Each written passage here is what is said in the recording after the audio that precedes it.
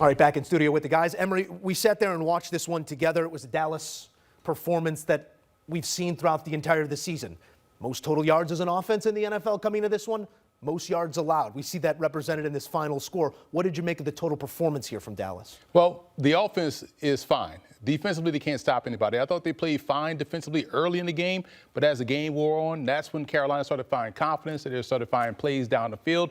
They let a dead team come back to life. And that, right in and of itself, is not playing winning defense. You want to play your best defense in critical situations. I thought this was handled better by Carolina, more so than Dallas in that regard. And when you talk about the Panthers in this game and how they were able to, find life and make things happen, they always had an answer. Dallas refused to put this team away, and that's why they lost this ball game. Plain and simple for me, the Rico Dowdle revenge game. Yeah.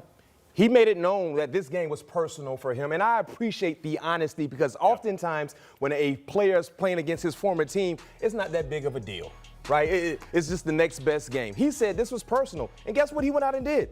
183 yards on the ground, 56 through the air, over 200 yards of total offense, and a touchdown. That's off the career-high 206 last week in his first start as a Panther. So you do the math. This man is balling in his first two games. Yes, Emory, you talked about the issues for the Cowboys defensively. It was more so about their inability to stop Rico Dowdle.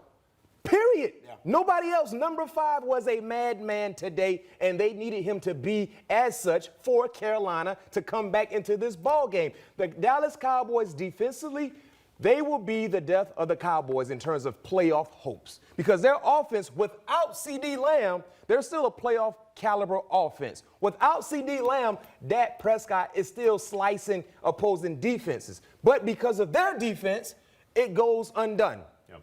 It's almost like they're wasting quality offensive play because they can't get the necessary stops to win ball games like today. And it's unacceptable and it's annoying, but this is the life they're living in currently for the Dallas Cowboys. You got to try to outscore every team you play. It doesn't matter if you're playing against Bryce Young or Sam Young. It don't matter. You got to outscore whoever the opposing quarterback is. I thought Steve Young was going to get a shout out. No, Sam. Shouts out Sam. We appreciate that as well. 216 rushing yards here, JJ. Yep. We oftentimes talk about the young quarterback's best friend being a run game that can do exactly what Carolina did in this matchup. But what sort of belief does this build in a young quarterback still trying to find it? Well, it's huge, right? Because this is no Chuba Hubbard. And without Chuba, you were thinking, oh, boy, the Panthers are certainly about to struggle being with Rico Dowdle. That has not been the case these last couple of weeks. Rico Dowdle not only, of course, leading them in rushing, also in receiving. We saw Ted McMillan there in the end zone twice, but Rico Dowdle leading the Carolina Panthers in receiving against the Dallas Cowboys, which, B-Mac, speaks to your point even more.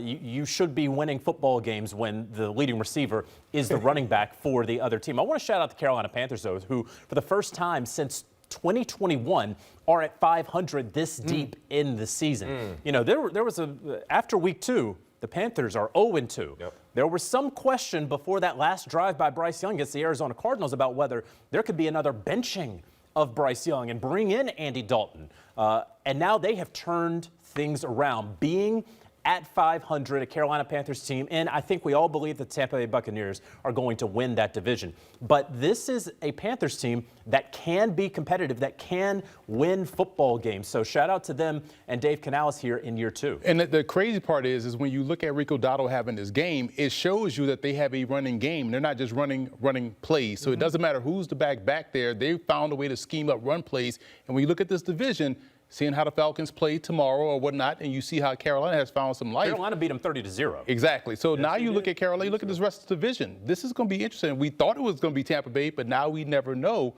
with this Carolina Panthers team. But I like how they are running the football, regardless of who's back there at tailback. Some very clear splits emerging. 3-0 at home, 0-3 on the road, but an even 500 this late in the season. We know Carolina fans will take that. More to come here on HQ as we take a look at Teteroa McMillan, most receiving touchdowns in a game by a rookie, too. Say it with your chest. In Panthers history. #1 instigator right here. Tet was standing alone in the end zone. Makes a couple plays in this one that end up being decisive in a 3-point win over the Dallas Cowboys.